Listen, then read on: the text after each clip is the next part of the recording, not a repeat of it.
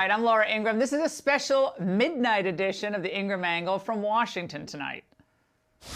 And after watching Kamala Harris, I thought to myself, no wonder Joe Biden headed to Gettysburg on Monday. He was babbling on there about, the need for national unity and bipartisanship. He had kind of the nice guy avuncular approach. That was all an effort to convince you that Democrats still believe in America's history and our traditions. But what you saw tonight from a haughty, indignant Kamala Harris was what the Biden campaign has been trying to hide. That the Democrats are now the party of radicals, by radicals, and for radicals. Kamala Harris struggled to lie away Biden's real agenda on lockdowns and his true plans to, for instance, abolish the fossil fuel industry. There's a very good chance that if Biden wins, the woman you saw tonight will become president of the United States. Yet she refused to answer multiple, easy, basic questions.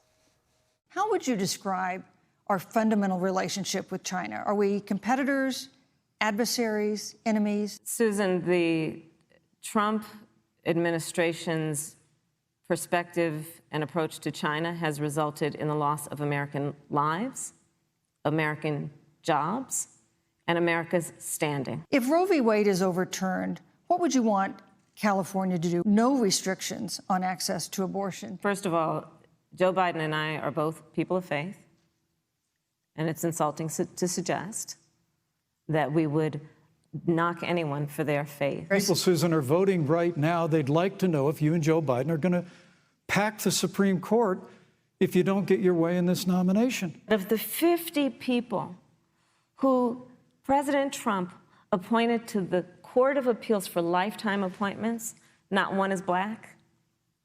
This is what they've been doing. You want to talk about packing a court? No, the question was about packing the court. Maybe she should have just asked if she could have bought a vowel or something. Well, but true to be honest here, Pence punted on some questions too, but at least the Trump record is there for everybody to see. Economic prosperity, peace deals in the Middle East, holding China accountable, recovery even after the pandemic hit. But the Biden campaign knows much of what it has planned isn't popular. And they know they can't deliver higher wages for most Americans. So what they do, and you saw her to do this tonight, is obfuscate and prevaricate. Now, when someone is as left-wing as Harris is, you have to ask, is she ever going to use her power for the good of the middle class? How about the working class, small business owners, Americans of faith? The answer, never. Biden will not only make your life miserable with lockdowns next year, a point that unfortunately Mike Pence did not make tonight, but they'll also make you miserable by leaving you poorer, less free, and less safe. Kamala Harris, true to her liberal San Francisco political roots, hates much about this country. After all, she believes, like Biden now, that we're a systemically racist nation. That is a poisonous, awful, terrible lie that Mike Pence called out.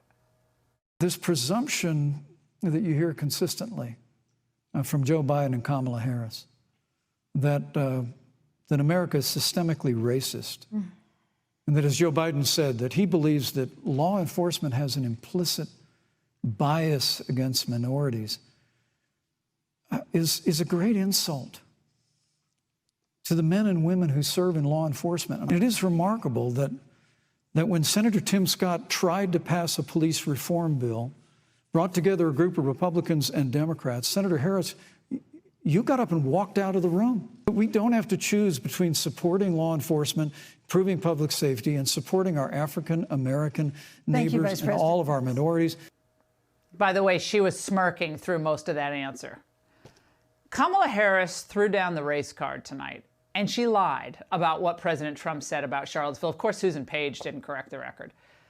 And she did this all because she and Joe Biden can't refute and certainly can't beat the Trump-Pence record on helping African Americans.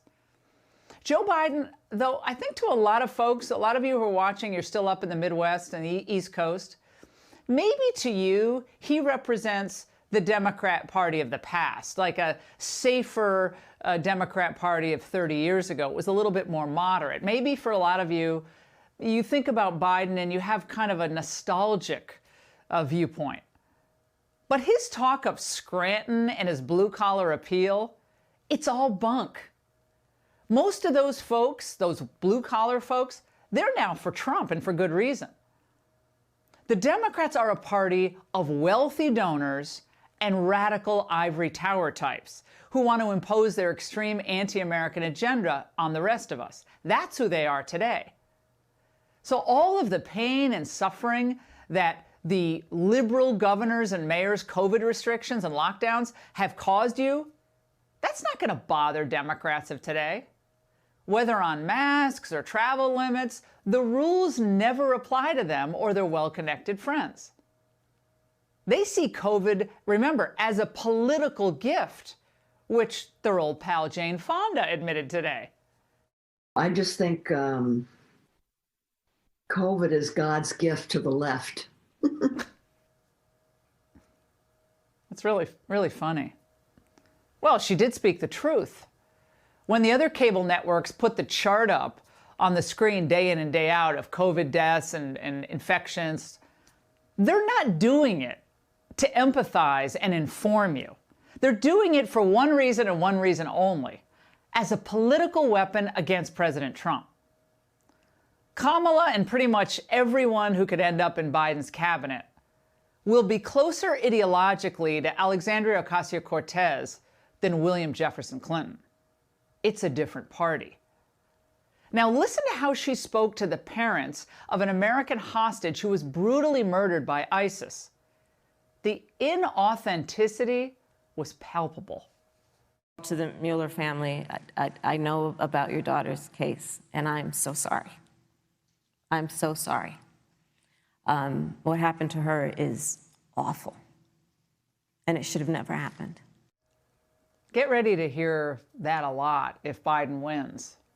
Oh, it's awful. I'm so sorry that your job was shipped to China. Oh, it's awful. I'm so sorry that your kids can't go to in-person classes because we're locked down. Or I'm sorry, it's so awful that your neighborhoods aren't safe, but we're not going to try to offend anyone by enforcing the laws. I'm sorry you feel bad that Mount Rushmore has been demolished. You're going to hear that a lot. If Biden-Harris wins, the policies they will enact will be favorable to pro-China, the pro-China caucus on Wall Street, and in big business. Their policies will be favorable to the global scientific establishment pushing lockdowns and climate change rules. They'll be supportive of leftist ideas that come out of academia, and they'll be hostile to the middle class and hostile to American history and traditions.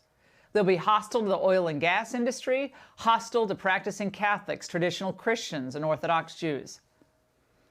This was another debate where the moderator was clearly in the tank for the Democrats. Most questions were worded against Trump. Susan Page interrupted Pence for time frequently and let Harris drone on and on when she got indignant. So Pence did fine tonight. He obviously won. And Harris did nothing to contradict what we already know about her. None of her eye-rolling or grimacing or the insect moving on Pence's head is going to change this simple fact. The markets were up 500 points today because Trump's recovering and getting stronger. He's willing to do a targeted stimulus. I do wish that Pence said that the Biden-Obama economy in 2016 was so strong, so vibrant, so great for the working class, that Americans decided to turn over the country to Donald Trump, a guy with zero government experience.